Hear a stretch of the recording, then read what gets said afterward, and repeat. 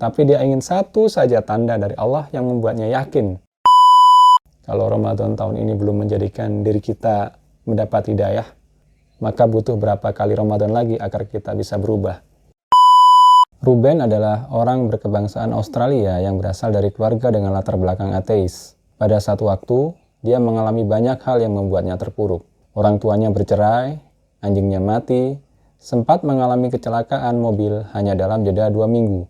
Dan di tahun yang sama, teman baiknya meninggal dunia. Akhirnya dia mempertanyakan segala hal terkait kehidupannya. Hingga akhirnya dia memutuskan untuk menjalani perjalanan ruhaniyahnya. Dia mulai mencoba mengenal agama-agama yang ada. Basically, my story begins in first year university. I had a year where I think a lot of problems happened to me. My parents separated that year. My dog died. That was a particularly tough day. Subhanallah. I had 2 car accidents in the space of 1 week. And also, sadly, I had a friend pass away that year. I think that year led me to sort of ask some questions along the lines of, why am I here? What's the purpose of life? Why do I get up in the morning? Why do I even bother? Why don't I just sit on the couch, watch TV, Jerry Springer, whatever? And I think I started to ask questions about, the purpose of life, and that led me to start to do a bit of a holy quest. Naturally, as an Aussie, the first thing I did was investigate Christianity. I had a few Christian friends, and I remember going to a church camp. It was one of the funniest camps I've ever been to in my life. Everybody was singing. I didn't know what the words were. I didn't know what they were saying. And everybody was telling me how much God loved me. And I was thinking, God loves me? My dog died. SubhanAllah. So I kept on investigating Christianity, and I went to a whole lot of, so we're talking about Catholicism, we're talking about Anglican, Baptist, priests, pastors, and every time I'd go there and ask questions, I'd find that they wouldn't pick up the Bible and start to say, oh, this is the answer, my dear brother. They would just start answering me. They would just answer from their own opinions. And I started to realise that there was a lot of interpretations of Christianity. At the time, while I was in first year university, I was also working in a service station, one of my part-time jobs. And one of my colleagues was a Hindu, was an Indian Hindu. Dude, what's the deal with the elephant head guy? What's the deal with that? Why has that guy got an elephant head? And he's going, oh, that's Ganesha. Again, I found that was very hard to stomach. So I sort of investigated a little bit further. I had a good friend of mine was a Mormon. I also investigated Judaism, would you believe? But again, I just didn't find what I was looking for. Lastly, I probably looked into Buddhism, and I found that this was probably the religion that I was going to choose. I thought, look, this is great. But the more and more I looked into it, I guess I realised that it wasn't a religion of God. It was just a nice way to live. One of my friends, one of my close friends, who's a Christian, would you believe, said, tell me the religions that you've investigated. So I went through them. I said, Judaism, Christianity, Catholicism, Buddhism, Hinduism, da-da-da-da. He goes, what about Islam? Islam? They're terrorists. I'm not going to investigate that religion. They're crazy. Why would I even look at that religion? But lo and behold, I found myself walking into a mosque one day. This is my eternal quest. So I walked straight in, shoes on, straight across the prayer rug. There was a brother praying. I walked straight in front of him. As he went to go into sujood, I almost stepped on his head. SubhanAllah, I didn't have any clue what I was doing.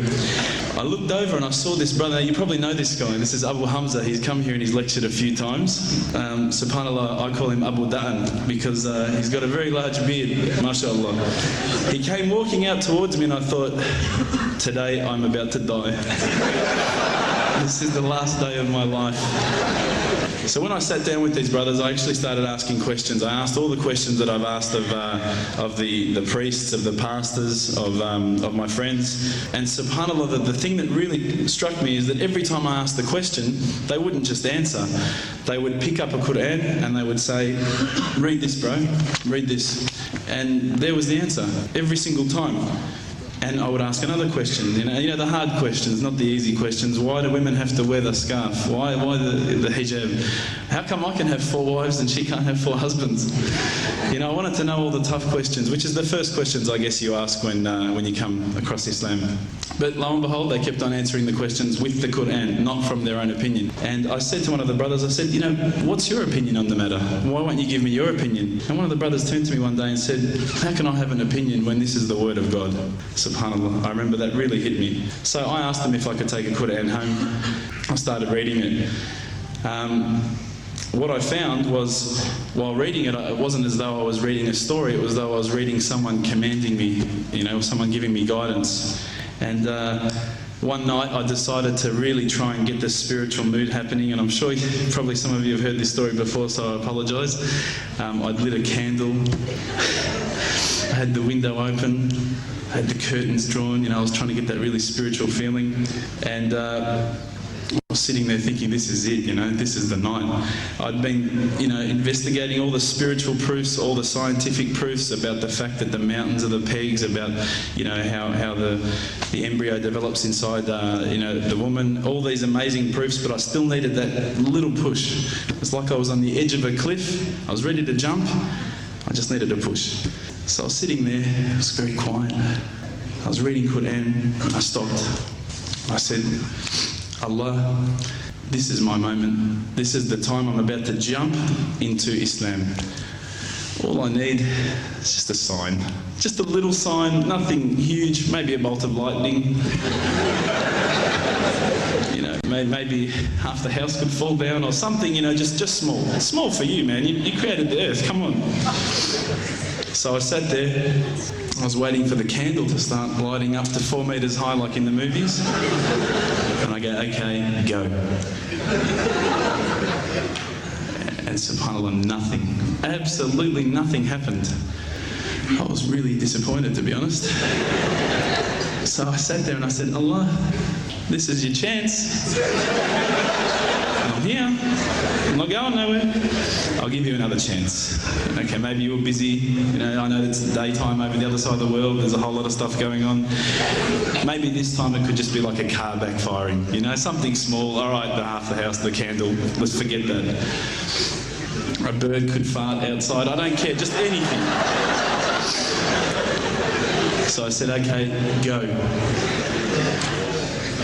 And subhanAllah, absolutely nothing happened. And I mean, I couldn't have even said, oh, that was it.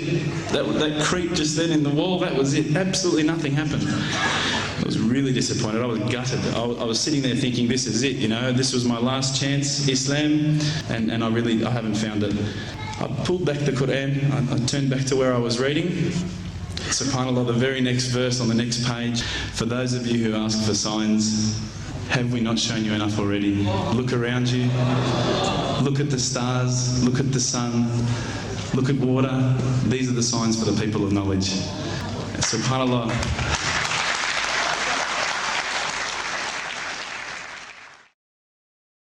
Dan dari saat itulah Ruben dengan mantap bersyahadat tepat pada tanggal 1 Ramadan dan memberi tambahan nama belakangnya menjadi Ruben Abu Bakar. Cerita ini adalah cerita lama sebenarnya, yaitu sekitar tahun 2000-an awal, kalau tidak salah. Bagi yang belum tahu video testimoninya, mungkin bisa diklik di video yang linknya sudah saya taruh di deskripsi ya, kalau masih ada.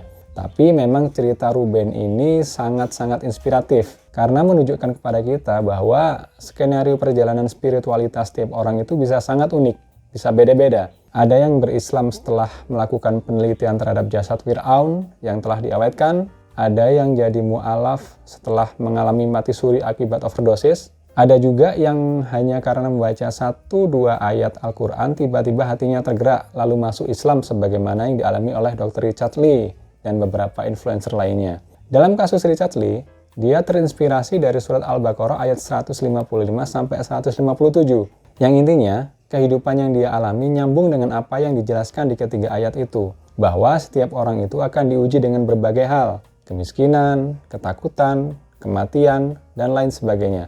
Dan kalau ujian itu bisa dilalui dengan kesabaran, maka akan ada hadiah yang tak ternilai dari Allah Subhanahu wa Ta'ala. Ya, kadang seru sih mengikuti cerita-cerita mereka itu, bagaimana akhirnya mereka menemukan Islam, bagaimana pengakuan apa adanya dari mereka tentang Islam dan kebanyakan para penganutnya, sampai-sampai banyak format acara podcastnya yang seru-seru ya. Sebut saja Login, Download, Escape, Learning by Fasting, Reconnect with Quran, macam-macam. Teman-teman bisa cari sendiri ya di YouTube. Seolah-olah semakin marak trennya beberapa tahun terakhir ini. Banyak influencer non-muslim yang login menjadi mu'alaf. Apakah ini it's a good sign?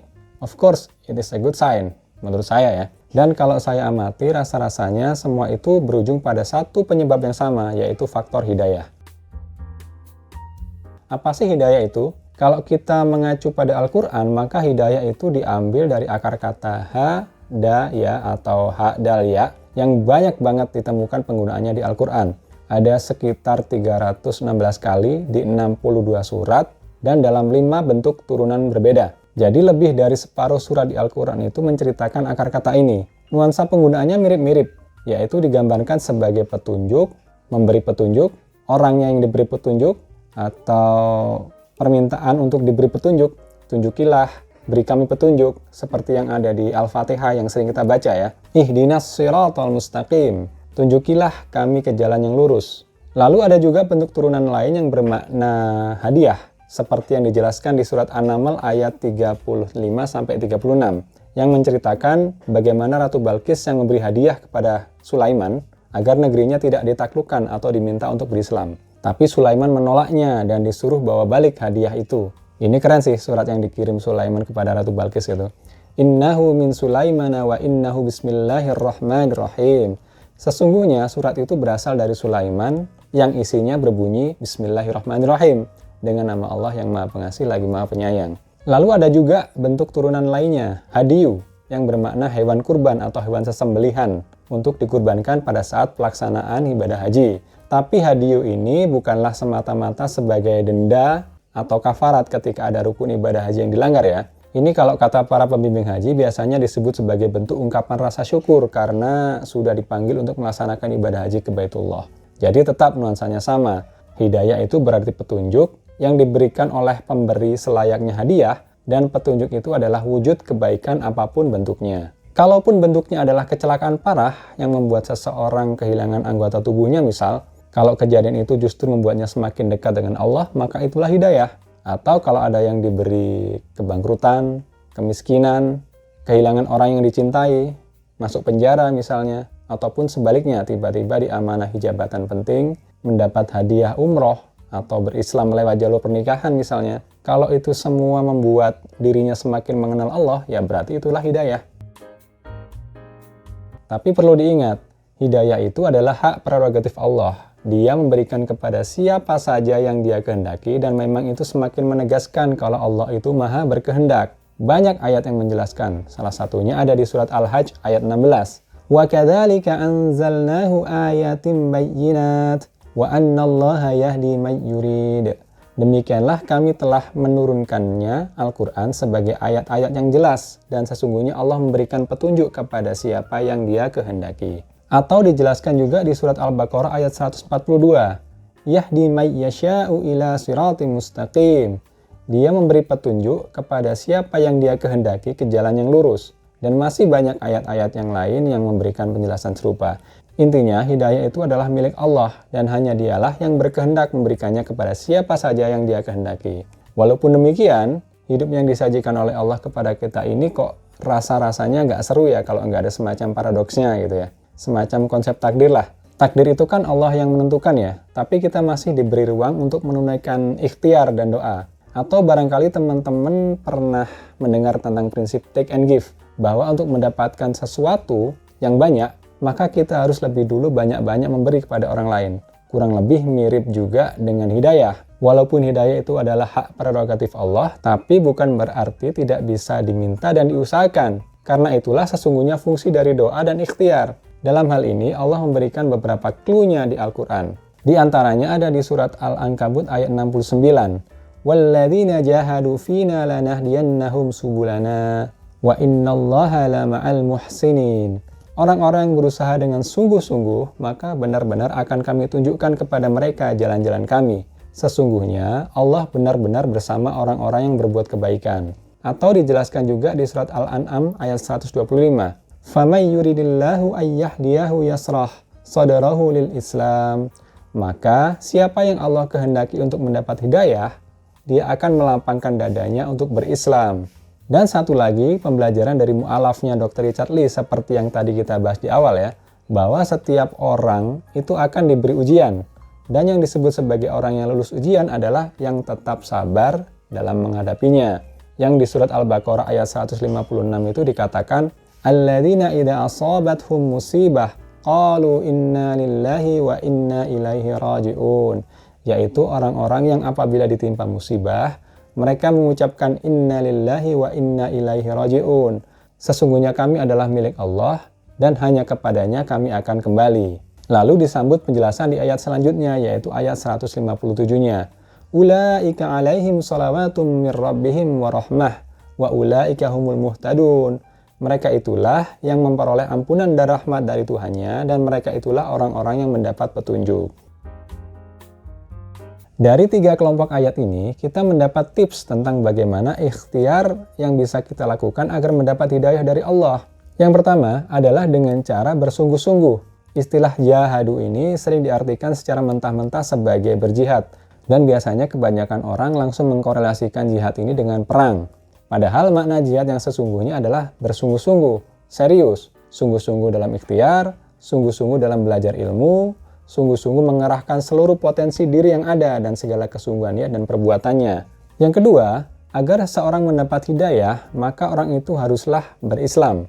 Bukan hanya berKTP Islam ya, tapi berislam dalam artian berserah diri kepada Allah dan atas segala yang diberikan kepadanya. Kalau sudah berserah diri itu artinya mengakui bahwa diri ini tidak tahu apa-apa kecuali Allah yang memahamkan ilmunya. Mengakui bahwa diri ini bukanlah siapa-siapa kalau bukan Allah yang mengangkat derajat kita. Mengakui bahwa diri ini tak punya apa-apa kecuali Allah cukupi kehidupan kita. Kalau ini masih tidak kita akui, maka itu artinya masih ada kesombongan dalam diri kita. Dan yang terpenting, mengakui bahwa diri ini sesungguhnya banyak melakukan dosa akibat hawa nafsu yang tak terkendali. Maka yuk banyak-banyak istighfar dan bertaubat, karena 2 hal ini juga merupakan jalan untuk berserah diri kepada Allah. Bahkan menurut Ustadz Salim Afilah, beliau pernah menyampaikan quote bahwa sebaiknya kita itu istighfar setiap saat. Ada sebab kita wajib beristighfar saat merasa berdosa, dan justru berlipat perlunya istighfar itu saat kita tak merasa berdosa. Maka taubat kita masih perlu ditaubati, bahkan istighfar kita juga masih perlu diistighfari. Dan yang ketiga, kuncinya adalah tetap sabar atas setiap ujian yang diberikan kepada kita. Karena orang-orang yang sabar niscaya akan mendapat hidayah atau petunjuk dari Allah. Jadi jelas ya, orang-orang yang mendapat hidayah itu adalah orang-orang yang Allah kehendaki untuk mendapat hidayah. Adapun ikhtiar kita sebagai makhluk hanyalah dengan cara menjemput hidayah itu dengan cara melepaskan diri dari segala bentuk kesombongan, tidak merasa sok tahu, merasa sok kaya, merasa sok tinggi derajatnya, dan sok-sok yang lain. Karena sesungguhnya hidayah itu terus ada sebagaimana sinar matahari yang menyinari bumi ini. Tapi justru diri kita sendirilah yang menutup rapat-rapat dengan gorden. Dan gorden itu berupa kesombongan yang nyata di dalam dada manusia. Kalau kita bisa melepaskan diri dari kesombongan, maka implikasinya kita akan merasa nothing, banyak salah, banyak dosa, dan membutuhkan satu-satunya tempat bergantung, yaitu Allah Azza wa Jalla. Itulah hakikat yang sebenarnya dari berislam, berserah diri kepada Allah dalam bingkai kesabaran. Pertanyaannya, kenapa kok di bulan Ramadan? Kenapa banyak yang login jadi mu'alaf di bulan ini? Ya, seperti yang pernah saya singgung di video sebelumnya, bahwa dalam bulan Ramadan ini ada satu malam yang sangat mulia, yaitu malam Lailatul Qadar. Tanazzalul malaikatu warruhu fiha bi'izni rabbihim min kulli amr, yaitu kejadian turunnya banyak sekali para malaikat dan Jibril atas izin Allah untuk memberikan kualitas kebaikan yang berlipat-lipat atas setiap urusan hamba-hambanya. Dan salah satu urusan terbesar adalah terkait diturunkannya hikmah dari dalam Al-Quran dan juga hidayahnya. Karena Al-Quran sendiri disebut sebagai Al-Huda, kitab petunjuk. Syahrul Ramadan alladzi unzila fihil Qur'anu hudal linnasi wa bayyinatin minal huda. Bulan Ramadan adalah bulan diturunkannya Al-Quran sebagai Al-Huda atau petunjuk atas manusia dan penjelasan-penjelasan atas petunjuk itu. Oleh karena itu, mari kita fungsikan Al-Quran sebagaimana mestinya, sebagai kitab petunjuk, sebagai wasilah atas hidayah, dan sebagai pemberi syafaat bagi setiap orang yang mempelajarinya. Sebentar lagi, hanya dalam hitungan hari atau jam mungkin ya bahkan, bulan Ramadan akan segera pergi. Yuk sama-sama kita istighfari, sama-sama kita taubati atas kepergiannya yang sebentar lagi. Kalau Ramadan tahun ini belum menjadikan diri kita mendapat hidayah, mendapat petunjuk, dan mengubah diri kita untuk bisa lebih baik, bisa lebih berserah diri kepada Allah, maka butuh berapa kali Ramadan lagi agar kita bisa berubah. Wallahu a'lam bishawab. Assalamualaikum warahmatullahi wabarakatuh.